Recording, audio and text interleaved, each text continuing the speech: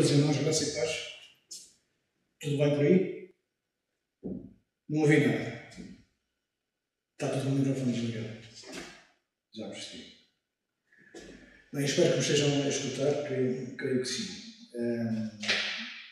Continuamos desta forma um bocadinho estranha para nós, mas graças a Deus por estes meios que nos dão, temos a liberdade de o fazer, temos disponibilidade para estar e temos a vontade de estarmos desta forma a comunicar a palavra do nosso Deus, tal como já temos ouvido em oração, aquela que é a lâmpada para os nossos pés. Bem, vamos ver se isto vai funcionar.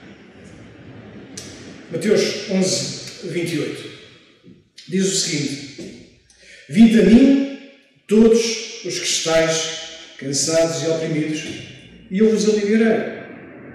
Tomai sobre vós o meu jugo e aprendei de mim, que sou manso e humilde de coração, e encontrareis descanso para as vossas almas. Vinde a mim, tomai o meu jugo, aprendei de mim e descansai. E é sobre o descanso que eu hoje gostava de vos falar. Estas palavras foram proferidas, como vocês sabem, pelo próprio Senhor Jesus, na primeira pessoa. Então, o tema de hoje é sobre o cansaço dos homens e o descanso de Deus. O cansaço dos homens e o descanso de Deus. E, tal como eu fiz a última vez que estive convosco, eu vou já para a conclusão da pregação desta tarde. Primeira verdade, inalienável quando falamos de cansaço. O pecado cansa. O pecado cansa. Segunda verdade, em Jesus nós encontramos descanso. E a terceira, que nós iremos ver, os perigos de vivermos sem descanso.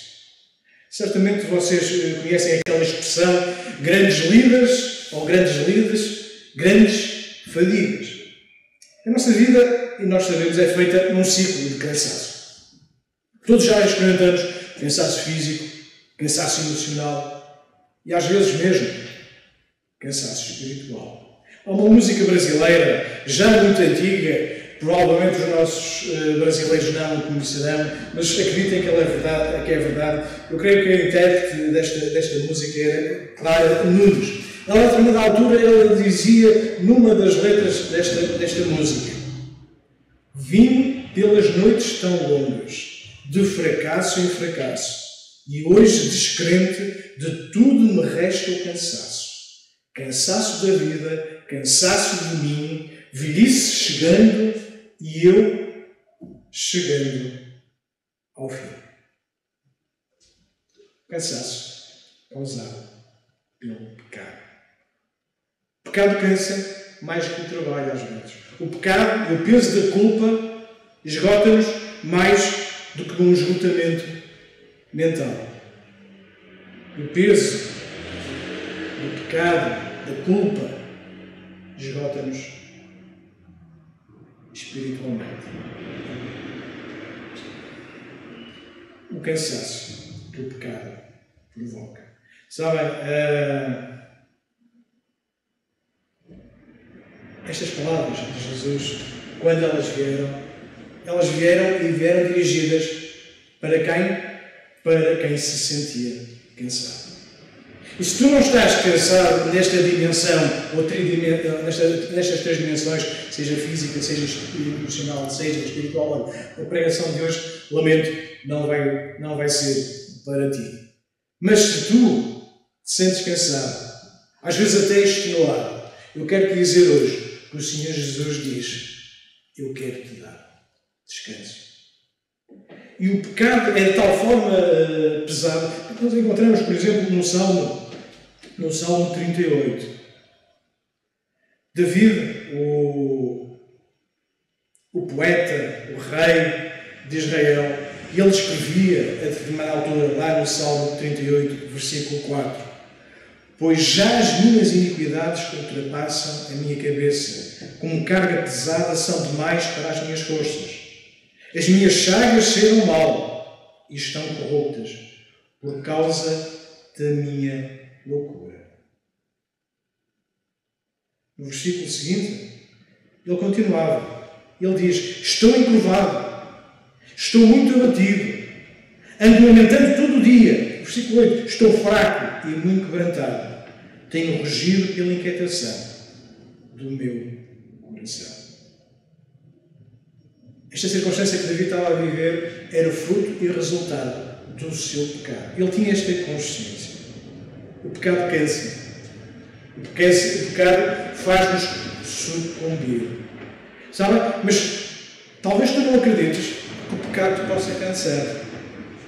Mas deixa-me dar-te uma ilustração. Se tu fores tomar banho na praia, ou no rio, ou até mesmo numa piscina, tu entras dentro da água e tomas o teu banho e nadas e mergulhas e tu não sentes o peso da água. Até eventualmente consegues ficar a flutuar. Mergulha e não sentes o peso da água. Mas eu dou-te um desafio. E o desafio: sai para fora, pega num balde com 10 litros de água e caminha durante 1 quilómetro e diz-me se esses meros 10 litros de água não te fazem pensar. Pois é. É assim com o pecado. Quando nós percebemos, iluminados pelo Espírito Santo, que o pecado nos cansa, nós não queremos mais nada a ter com ele.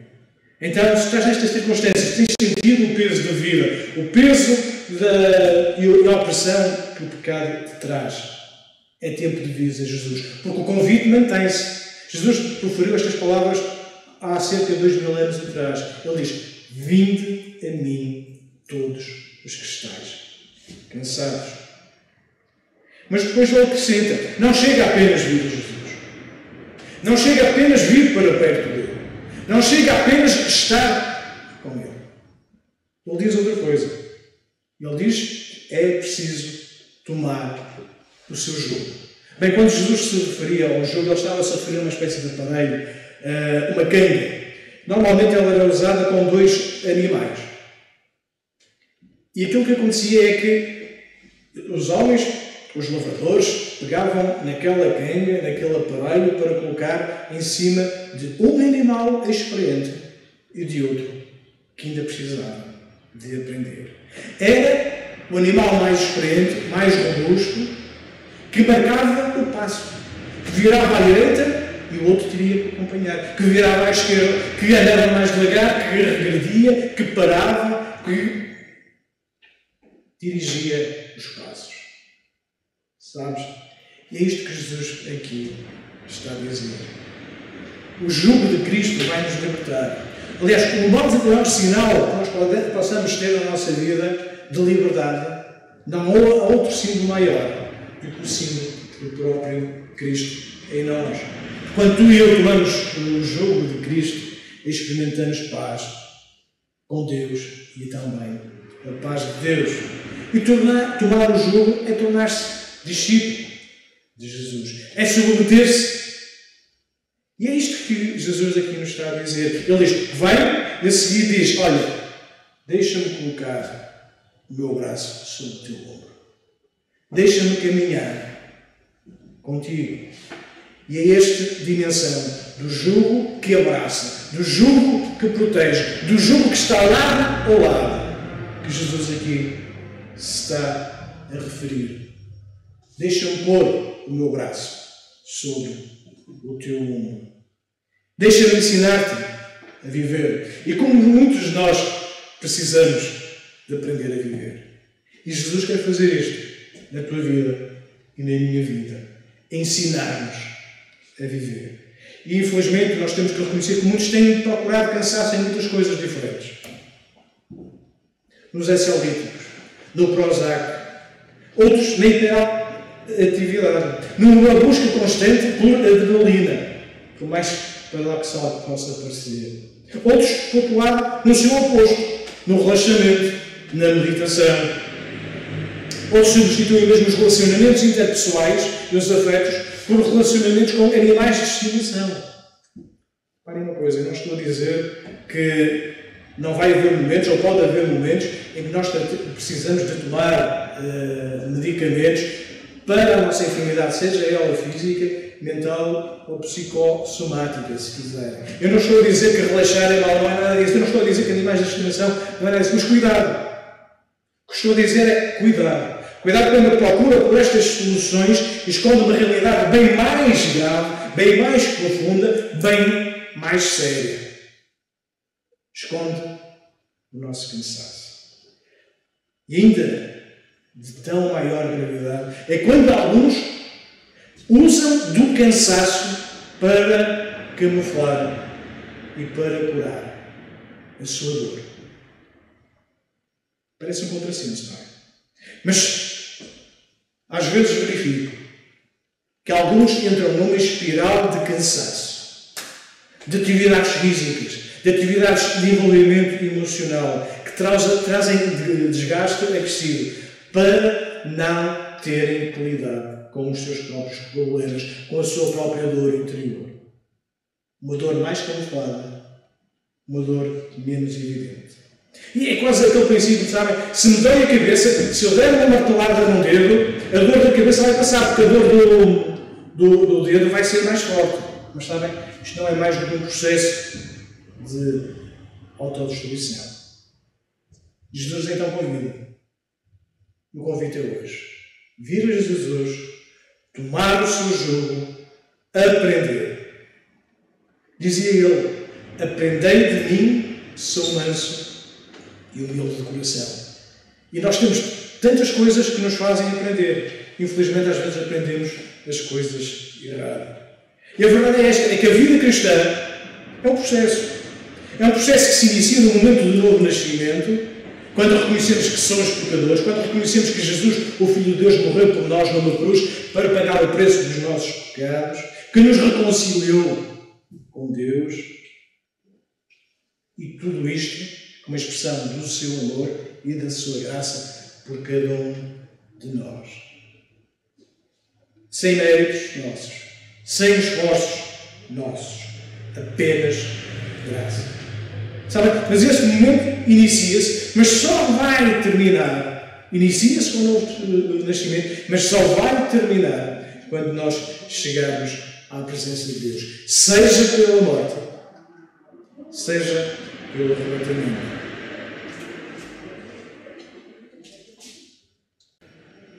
José Tolentino de Mendonça, alguns de vocês conhecem, escrevia: as nossas sociedades ocidentais estão a viver uma silenciosa mudança de paradigma.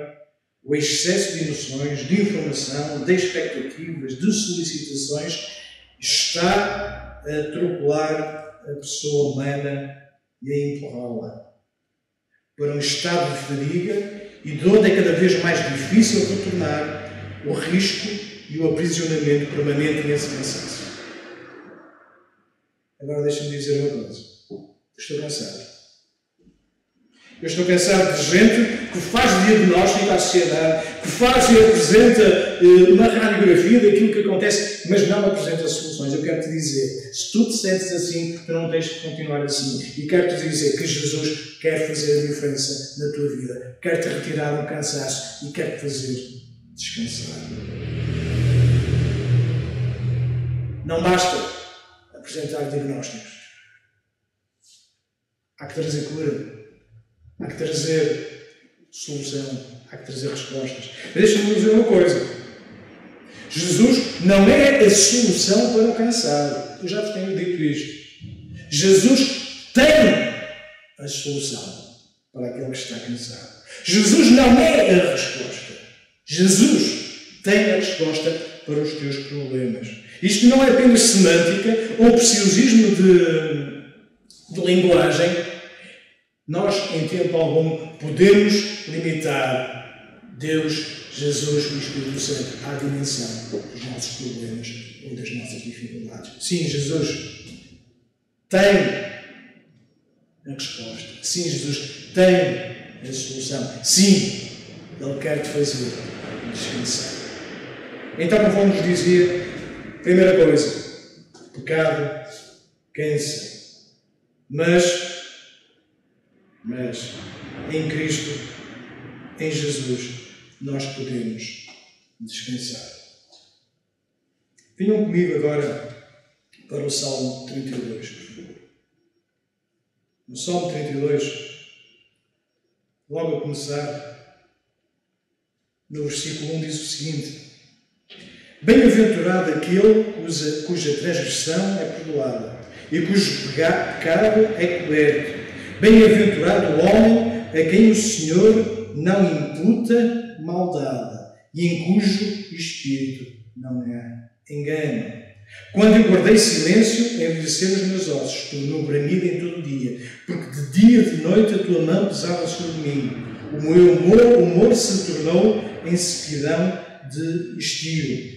Confessei-te o meu pecado e a minha maldade não me encobri. Dizia eu: confessarei ao Senhor as minhas transgressões e perdoaste a maldade do meu pecado. Por isso, todo aquele que é santo orará a ti, a tempo de poder achar, até no transbordar de muitas águas, estas não lhes chegarão. Tu és o lugar em que me escondo. Tu me preservas na angústia. Tu me cinges de alegres cantos de livramento. Esta era a experiência de Davi. Aquele mesmo Davi que há pouco vos relatava que sucumbia ao peso do pecado. Ele agora reconhece que, uma vez confessando os seus pecados, ele encontrava perfeito deleite, perfeito refrigério, perfeito descanso em Deus. Tu me preservas da angústia e me cinges de alegres cantos de livramento. O pecado cansa, mas em Cristo nós podemos descansar. O desafio é este, nesta tarde, para ti. Vem Jesus, toma o seu jugo, aprende dele e descansa. E descansa nele. Bem, falei-vos um terceiro ponto. O perigo de não levarmos em conta o cansaço. E reparem, é muito fácil nós identificarmos o cansaço na vida das pessoas. Não sei se está a verificar.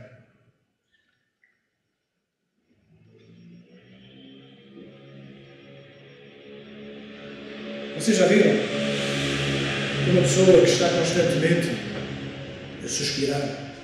Sabem aquela pessoa que já não tem energia nem vigor e perde discernimento, que tem variações de humor? São sinais. São sinais em que nós identificamos que aquela pessoa está cansada. E o problema não é apenas um cansaço momentâneo, o problema é quando o cansaço se vai prolongando e torna-se muitas vezes patológico, torna-se numa doença. Isto significa que os crentes não vão ficar cansados, os filhos de Deus não vão cansar-se de maneira nenhuma. O próprio Senhor Jesus, ele cansou-se. Sabem, lá no capítulo 4 do Evangelho de João, nós vemos Jesus cansado do caminho. Isto exprime por completo a humanidade de Jesus. Muitas das vezes nós verificamos Jesus a ter emoções humanas por uma razão muito simples. É porque ele era 100% Deus e 100% homem. E por causa da sua humanidade, ele pode identificar o teu cansaço. Ele pode identificar-se com a tua exaustão. Ele pode. E é ali, naquela fonte em que ele está cansado, que vai encontrar uma mulher igualmente cansada, não fisicamente, mas emocionalmente e espiritualmente. E é Jesus que lhe vai retirar o cansaço. E a grande questão é esta, o cansaço, conforme vos dizia, ele deve ser momentâneo, para que nos leve ao descanso, e não numa volumar crescente de cansaço, que nos leve ao esgotamento. Os perigos do cansaço. Quando o cansaço nos impede de orar. Eu gostava de ir convosco agora para o livro de Êxodo. O livro de Êxodo, no capítulo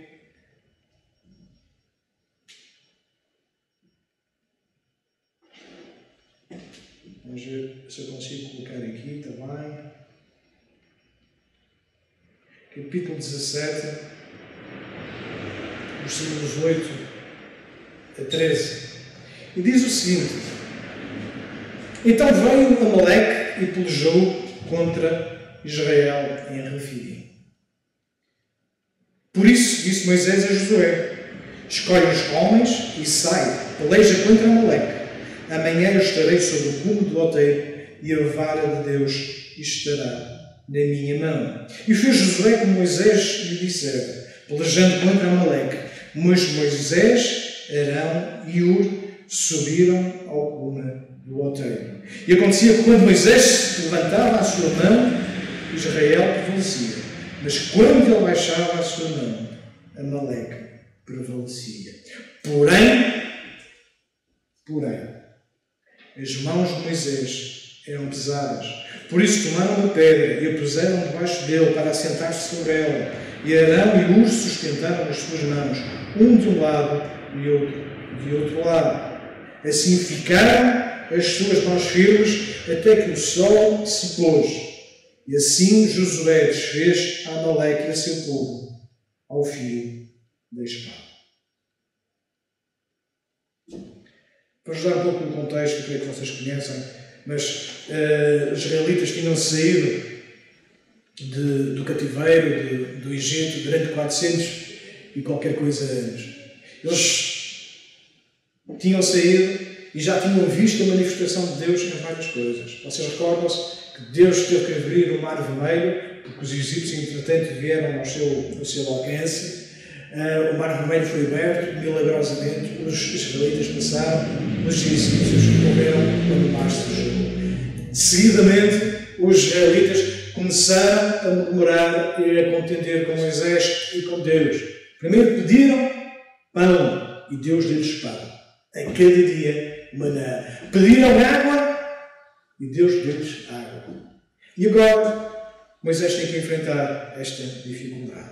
E quando ele está a atravessar, reparem que não era a intenção dos israelitas, nem de Moisés, causar nenhuma guerra, provocar nenhuma ofensa aos amalequitas. Eles estavam de passagem. E aquilo que aconteceu foi que os amalequitas vieram e quiseram se aproveitar do povo de Israel. Em boa verdade, eles foram traiçoeiros. Eles atacaram a retaguarda do povo de Israel e atacaram sobretudo os mais fracos. E Moisés tem que tomar uma decisão. E Moisés tem que lutar e ir à guerra. Sabem, muitas vezes nós não queremos lutar, nem ir à guerra, nem contender com ninguém. Mas às vezes não há alternativa. Algumas verdades que nós retiramos deste texto. Brevemente, uma das coisas que estas circunstâncias que nós vivemos no país, no mundo, certamente nos têm feito aprenderem quem é que está connosco na guerra. Quem é que está connosco preparado para ir à luta. Este foi um pensamento que um amigo me transmitiu. Olha, eu tenho aprendido quem é que está comigo num momento difícil. E estes são momentos difíceis que são. É bom que nós saibamos com quem é que nós podemos contar nos momentos mais difíceis. Quem está preparado para lutar e quem não está preparado para lutar. Conforme nos dizia, às vezes, ainda que nós não queiramos lutar, nós teremos que o fazer. É curioso também que este ataque ao povo de Israel acontece depois de eles próprios terem estado a contender internamente. Quando o inimigo não ficou satisfeito porque não conseguiu trazer divisão completa ao povo, ele vai-nos aqui um outro adversário agora, externo. Mas então gostávamos de destacar o cansaço de Moisés. Reparem, Moisés nesta altura, ele já não era nenhum moço, ele já tinha 80, pelo menos 80 anos. E o Moisés, que era um líder, ele era um intercessor do povo por excelência. E aquilo que nós vemos aqui retratado neste texto é uma coisa muito simples. Quando Moisés levantava as suas mãos em oração, em sinal de clamor, em sinal de rendição a Deus, com a vara de Deus na mão, o que é que acontecia? O povo ganhava vantagem na guerra. Sabe? Se nós orarmos, nós vamos ganhar vantagem na nossa vida. Por outro lado, quando Moisés cansava, era um cansaço legítimo. Ninguém pode censurar Moisés por não apontar as mãos para cima.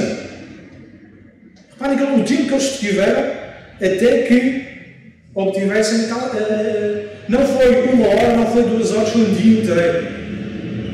E as mãos de Moisés começavam a descer. E o povo começava a vacilar perante o seu adversário. Quando oramos, nós ganhamos vantagem. Quando deixamos de orar, de interceder, de clamar, o inimigo ganha vantagem. Então cuidado. Cuidado quando nós nos deixamos ir até ao ponto de ficarmos tão cansados que isso nos possa impedir de orar. Mas estava, graças a Deus, que Moisés não estava sozinho. Com quem é que estava ele? Ou com quem é que estava com ele? Mais 2 homens. Arão e Hur. E agora eu pergunto, e se Arão e se Hur não tivessem acompanhado Moisés na subida até àquele monte? Há batalhas que só vão ser ganhas não individualmente, mas com gente ao nosso lado. E se Arão e se Hur não estivessem com ele? E ainda bem que havia Arão e Hur que não se importavam de estar ali ao lado de Moisés para lhe segurar as mãos. Sabem, todos os líderes precisam de gente que lhe erga as mãos em momentos mais intensos ou menos intensos. Há batalhas que nós não conseguimos vencer sozinhos. Eu quero dizer outra coisa. Talvez tu estejas cansado ao ponto de não conseguir mais orar, mas tu tens uma igreja que quer orar contigo. Talvez tu aches que emocionalmente já não tens capacidade de prosseguir. Eu quero te dizer que Deus tem-te dado uma família que se chama Igreja, que quer estar contigo para caminhar contigo. Porque se não for assim, eu digo, procura outra igreja. Mas tu estás numa igreja que quer estar contigo, a orar contigo, a encorajar-te, a trazer motivação, a fazer acrescentar a tua fé. Porque tu tens uma igreja que glorifica a Deus, que está na cabeça de Deus. Somos homens imperfeitos e mulheres imperfeitas, mas sabemos a um Deus perfeito que nos está a aperfeiçoar, conforme nos dizia há pouco. E se Arão não estivesse com Moisés, e se Hur não tivesse ido também. E a vitória que nós vemos aqui retratada, ela é alcançada porque temos um Josué que está na batalha, no campo de batalha a lutar, juntamente com os israelitas, e temos um líder que está no outeiro a clamar a Deus, e temos mais 2 homens que estão lado a lado. Tal como nós lemos em Filipenses 1:27, que somos chamados a lutar lado a lado pela fé do Evangelho. E a vitória aconteceu. Quando o cansaço nos faz ou nos leva a deixar de orar. Vamos agora avançar mais um bocadinho. Vamos para 1 de Reis, capítulo 19. Então, 1 de Reis, capítulo 19, alguns de vocês já sabem muito bem este texto, porque ele tem sido, a vida de Elias tem sido trabalhada no estudo bíblico ao longo das últimas semanas. Diz então o seguinte, em 1 Reis 19. Então Jezabel, no versículo 2, então Jezabel mandou o mensageiro a Elias a dizer-lhe: assim me façam os deuses, e entretanto, se de certo amanhã a estas horas não puser a tua vida como a um deles. O que vendo eu, Elias, se levantou e para escapar com vida se foi, e chegando a Berseba, que é de Judá, deixou ali o seu servo. Ele, porém, foi ao deserto a caminho de um dia e foi sentar-se debaixo de um zimbro e pediu para si a morte. E disse: já basta. O Senhor toma agora, Senhor, toma agora a minha vida, pois não sou melhor do que os meus pais. Estamos a falar de Elias, o grande profeta Elias. O profeta que até então não tinha medo, ele ia ao rei Acabe, ele falava diretamente aquilo que Deus tinha para dizer, mas na altura ele disse: Acabe, não vai chover mais, e eu vou determinar que não vai chover mais e não chover mais. E só vai chover quando eu disser outra vez. Este tipo de homem, de grandiosidade de fé. O mesmo homem que enfrentou mais de 400 profetas de uma só vez. E foi isso que deu origem a esta ameaça de morte. Uma mulher, com as suas palavras, põe o grande servo de Deus, o grande profeta Elias, a fugir. Palavras. Palavras foram suficientes para fazer Elias fugir. Versículo 3 diz que, vendo ele, se levantou para escapar com dia e foi ao deserto caminho de um dia. Então vemos aqui Elias emocionalmente afetado, fisicamente estourado, porque caminhou um dia inteiro. Não sei se vocês já conseguiram caminhar um dia inteiro sobre o sol do deserto.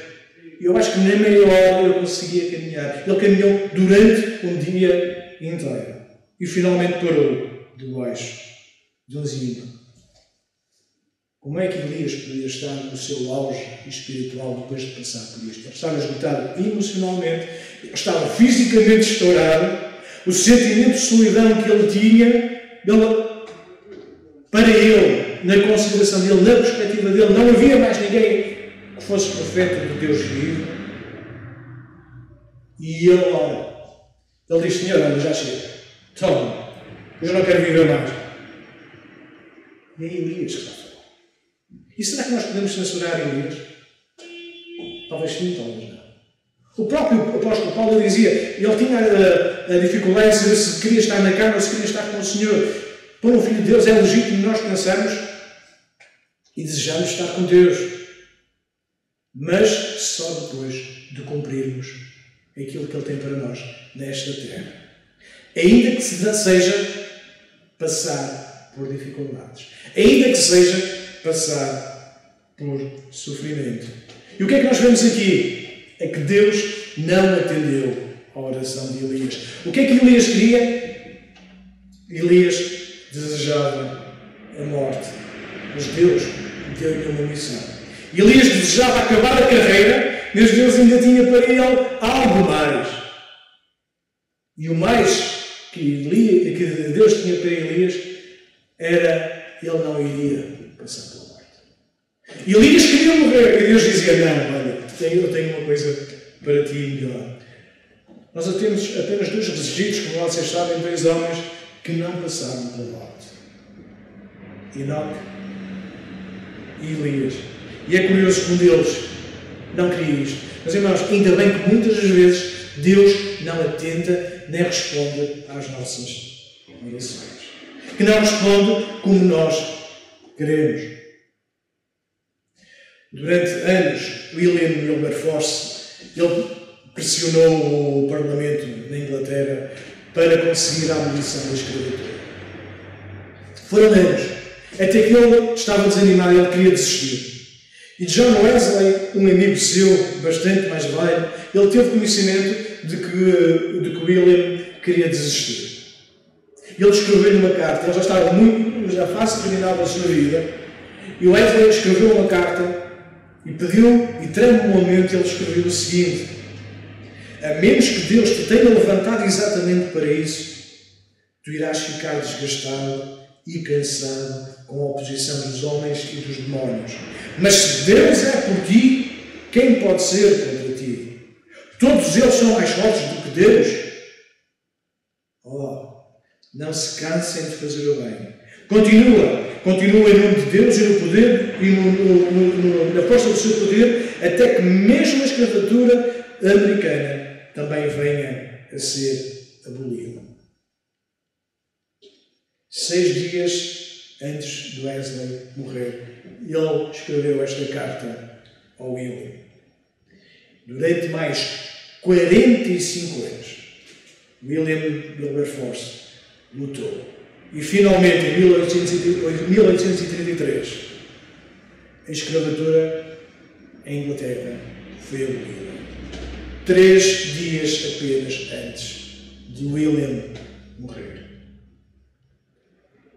Mesmo os maiores homens de Deus precisam de encorajamento. Quando o cansaço te impede de orar, quando o cansaço te faz desistir, e agora, quando o cansaço nos leva a buscar em Deus. Vamos agora para 1 Samuel, capítulo 30, versículo 1.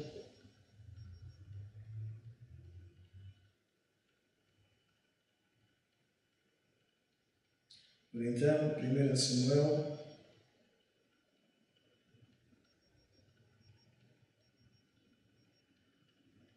diz o seguinte: E sucedeu, pois, que chegando Davi e os seus homens ao terceiro dia a Ziclag, os amalequitas tinham invadido o sul e Ziclag, e tinham ferido a Ziclag e a tinham queimado a fogo.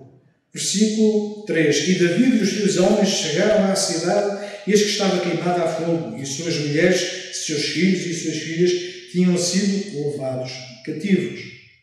Versículo 4. Então Davi e o povo que se achava com ele alçaram a sua voz e choraram, até que neles não houve mais forças para chorar.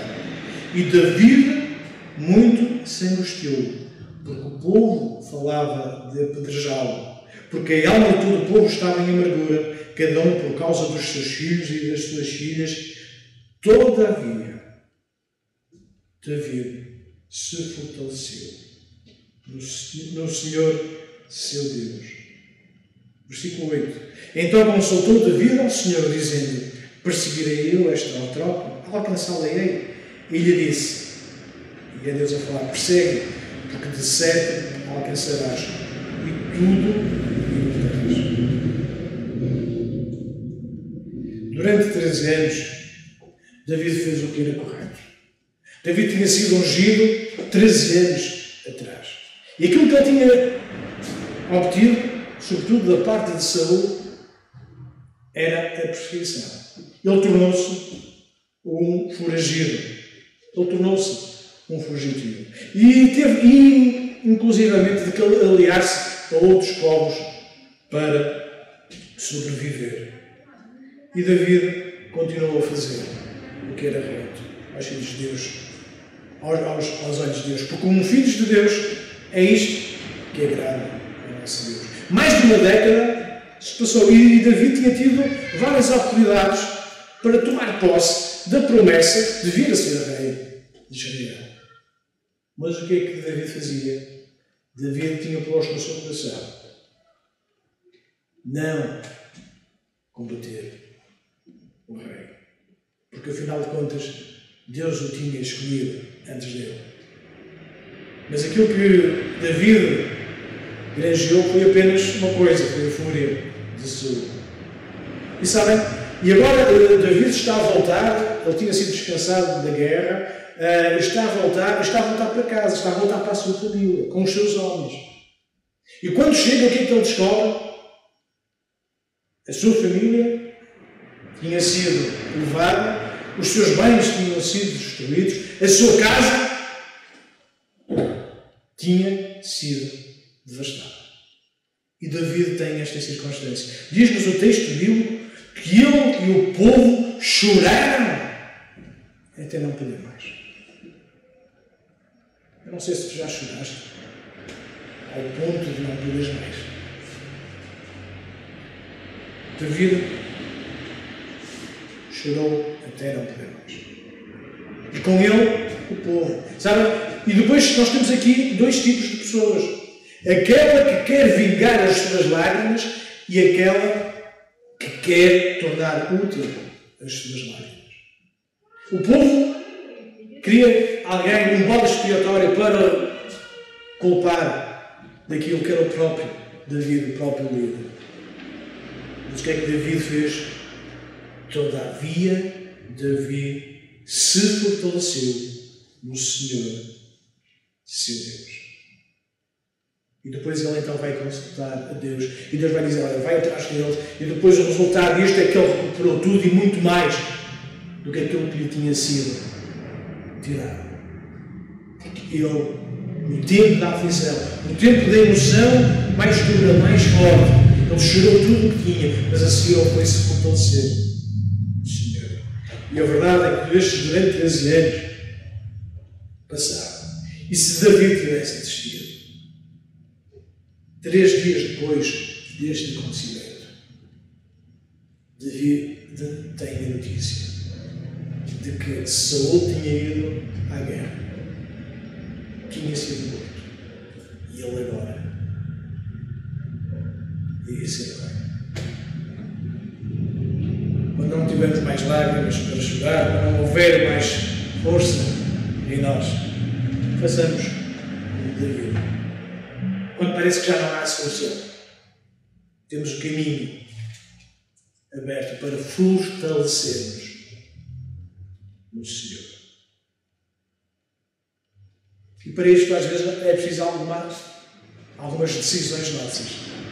Às vezes nós precisamos aprender a dizer não. Muitas vezes nós somos sobrecarregados com coisas, com circunstâncias, porque não sabemos dizer que não. Às vezes temos que impor barreiras a gente apelidada e que nós identificamos como sendo tóxica para a nossa vida. Porque a única coisa que nos quer fazer é deitar para baixo, transpor as suas frustrações para cada um de nós e depois saem livres. E nós ficamos com aquela carga. Aprende a dizer não. Ou então vai estar emocionalmente, muitas vezes, fragilizado. Deixar de querer controlar tudo. Sabem, o cansaço, não sendo uma coisa má, tem contudo algumas coisas boas. E uma destas coisas é o virtuosismo que tem de nos ensinar quais são os nossos limites. Por isso é que nós não gostamos de estar cansados e nos sentir cansados. Porque percebemos que afinal já não podemos mais. E uma das coisas que nós, certamente, à medida que vamos crescendo e amadurecendo, aprendemos a conhecer quais são os nossos limites. Eventualmente, até os podemos superar. Mas se estivermos sempre acima, não vai dar. Estar sempre acima dos limites não vai dar. Tu e eu vamos estudar. Sabem, quem conduz sabe isto muito bem, que no tabuleiro de bordo do carro, o que é que tem? Existem 2 coisas essenciais. Um velocímetro e um conta-rotações. Tentem andar sempre com conta-rotações no vermelho. Conheci alguém que praticamente só andava na primeira e na segunda. Sabe o que é que aconteceu? Não foi? O carro não dá. Ainda podes, por algum tempo, entrar no red line, nos vermelhos. Mas vais estudar. Aprende a não querer controlar tudo à tua volta. Aprende a delegar. Aprende a fazer os outros crescer. E não tenhas medo, eventualmente, até que os outros façam melhor do que tu. Abre mão. Aprender a ter tempo de descanso. O padrão bíblico de descanso é este. 6 dias de trabalho, 1 dia de descanso. Deus fez a terra em 6 dias, 7º dia descansou. 6 dias de trabalho, 1 dia de descanso. Se não parares para descansar, não vai valer a pena. O próprio Deus criou-nos de uma forma extraordinária e nós recuperamos, senão nós não conseguimos. Aprenda a dormir bem. Aprenda a dormir bem. Alimenta-te bem. Se nós voltássemos, não temos tempo, se nós voltássemos a Elias, quando nós vimos que ele chega àquela circunstância de limite, dizer Deus, já chega, e ele vem e é visitado por um anjo. E os anjos normalmente, quando aparecem assim de uma forma extraordinária. Mas sabe o que é que este anjo fez com Elias? Convido-vos a ler depois lá, no capítulo 19 de 1 Reis.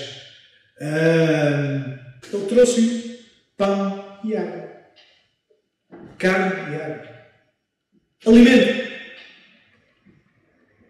Não fez milagres, não fez coisas, mas fez basicamente isso. Elias, come, descansa. E Elias comeu e dormiu. E depois a seguir o anjo vem e acorda e Elias e diz-lhe come, e Elias come e dorme outra vez. E depois, com a comida que o anjo lhe deu, ele caminha 40 dias. 40 dias. Quando nós nos alimentamos daquilo que Deus nos dá, da sua palavra, da sua graça, nós vamos voar. Nós vamos caminhar e não nos vamos cansar. Porque muitas vezes, cansaço que vem à nossa vida é porque nos alimentamos mal, porque não temos regras.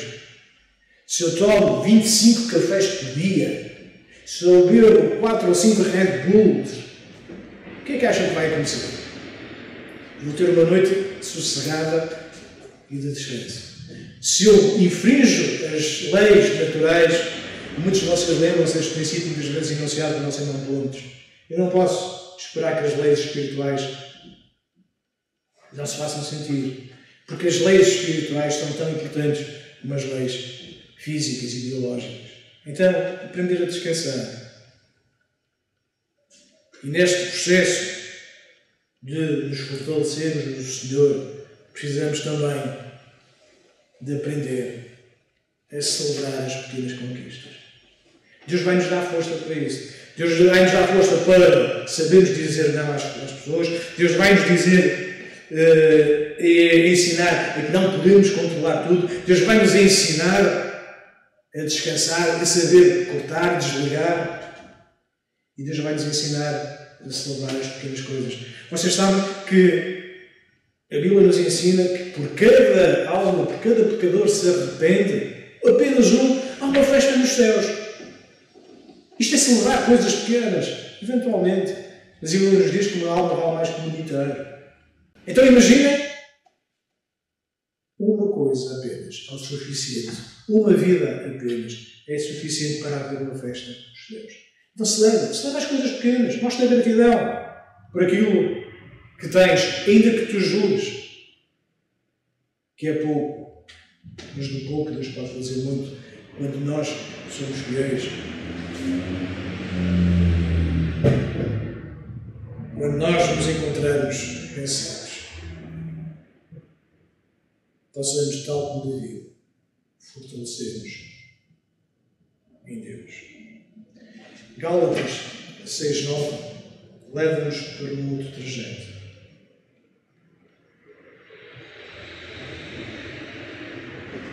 E diz-nos uma outra coisa. E não nos cansemos de fazer o bem, porque a seu tempo ceifaremos, se não houvermos desfalecido.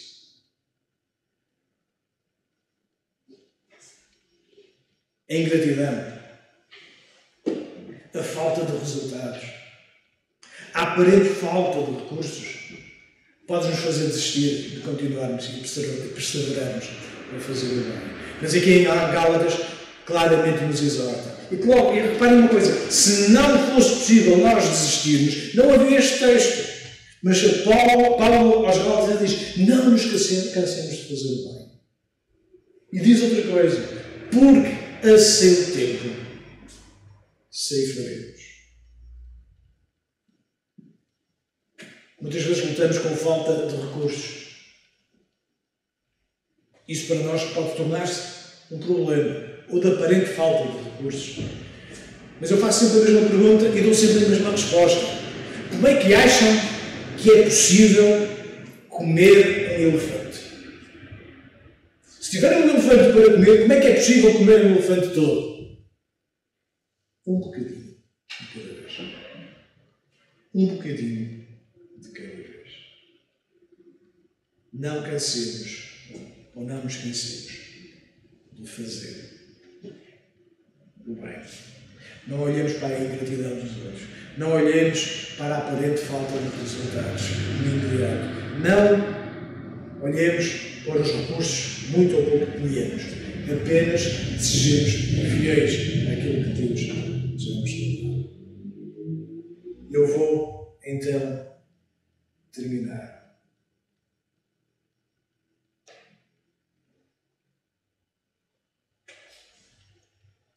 Isaías, capítulo 40, versículo 29. Está a falar acerca de Deus. E então Deus dá força ao cansado. Multiplica as forças ao que não tem nenhum vigor. Os jovens se cansarão e se fatigarão. E os moços certamente